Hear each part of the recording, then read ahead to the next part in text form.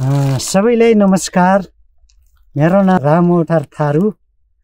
हामी चाहिँ गहुँको डाइभर्सिटी ब्लक लगाउन गएका छौँ र यो डाइभर्सिटी ब्लकमा गहुँको जैविक विविधता र हामीसँग रहेको चाहिँ आदित्य गहुँ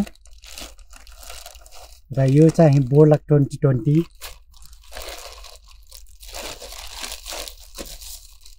अनि जिङ्क 1 अनि बाणगङ्गा स्थानीय भेराइटी लालपङ्खी। एउटा चाहिँ हामीसँग रहेको DBW 187 जो कि इन्डियन भेराइटीकै HD 2967 र PBW 343 सँग क्रस गरिएको गहुँ हो रे।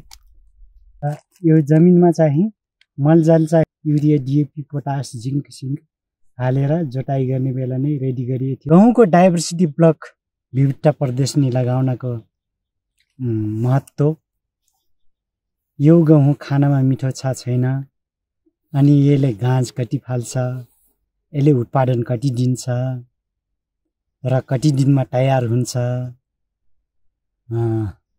भन्ने विषयलाई लिएर हामीले थोरै यो डाइभर्सिटी ब्लकमा विविधता प्रदर्शनी लगाएर हेर्नेछौँ।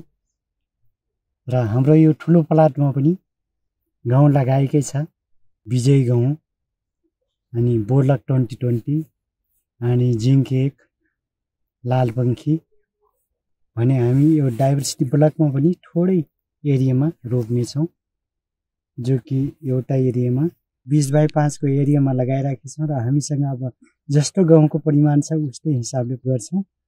अब यति एरियामा नै लगाउनुपर्छ भन्ने पनि छैन।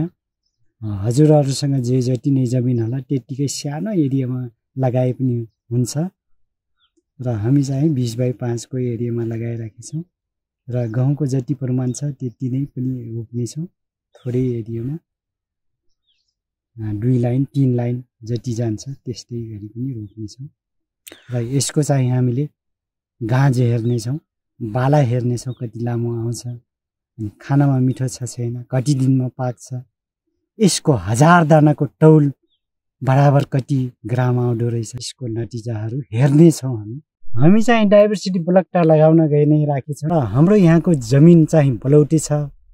बलौटे जमिनमा लगाएको गहुँको दानाको वेट र तपाईहरूको चिम्टाइलो जमिनमा लगाएको दानाको तौलको वेट पनि फरक हुन सक्छ।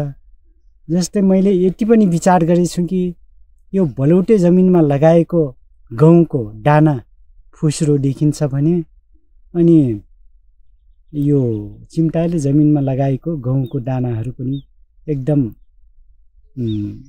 चिल्लो देखिन्छ, वेट नै फरक हुन्छ। तपाईले जति मलजल हाल्नुस् जे गर्नुस् तर दानाहरूको रूपरङ्गै फरक देखिन्छ। हाम्रो जमिनमा कुन गहुँ कति फल्छ र कुन जमिनको लागि कुन गहुँ सुइटेबल छ भन्ने कुरा पनि प्रुभ गर्नेछौँ र जुन अब हाम्रो यहाँ उत्पादन हुन्छ त्यो तपाईहरूको जमिनमा फरक पर्न सक्छ। अब एकै किसिमको जमिन छैन, कहीँ मलिलो जमिन होला, कहीँ खल्ला होला, उच्च होला, त्यो हिसाबले पनि तपाईहरूको फरक पर्छ। मलिलोपनले गर्दा पनि फरक पर्छ र बलौटे र चिम्टाइलो माटोको पनि फरक देखाउँछ। र एउटा कुरा यो पनि छ, अब हाम्रा बुढापाका जिजुबाजेहरू के भन्नुहुन्थ्यो, गहुँ त्यति बेला रोप्नुपर्छ रे जतिखेर मुखबाट फकफकी भाप निकाल्छ त्यति बेला गहुँ रोप्नुपर्छ भन्थे है। अब त्यो नियम त लागु छैन अहिले। जस्तै अब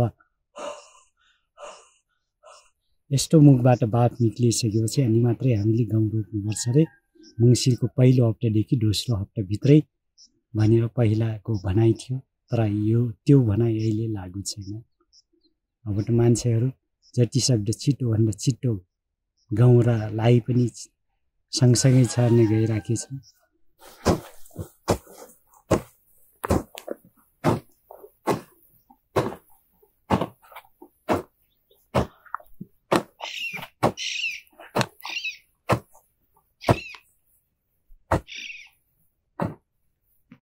यो बोर्लक 2020 गहुँ हो। म चाहिँ एकदम पातलै हिसाबले डालिराखेको छु। जोटाइ खनाइ गरेर यसमा urea DAP potash zinc sync हालेर तयार गरिएछ। यसले कति घाँस साग हाल्छ भनेर म एकदम पातलै हिसाबले गहुँहरू गिराइराखेको छु।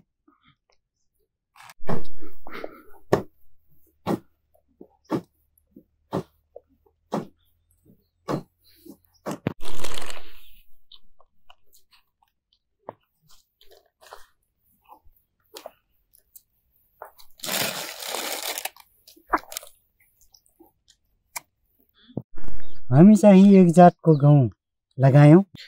त्यस्तै किसिमले हामीसँग 6 जातका गहुँहरू छन्। एवं रीतिले लगाउने छौँ एवं तरिकाले। यो चाहिँ आदित्य गहुँ।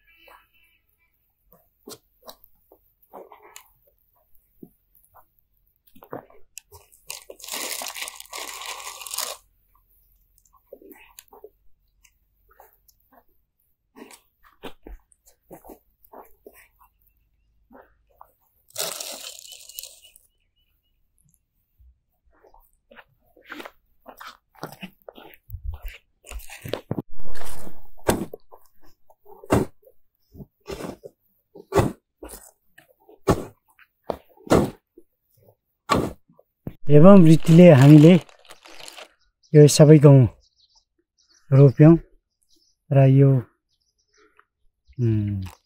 5 दिन 7 दिनपछि यो उम्रिन्छ।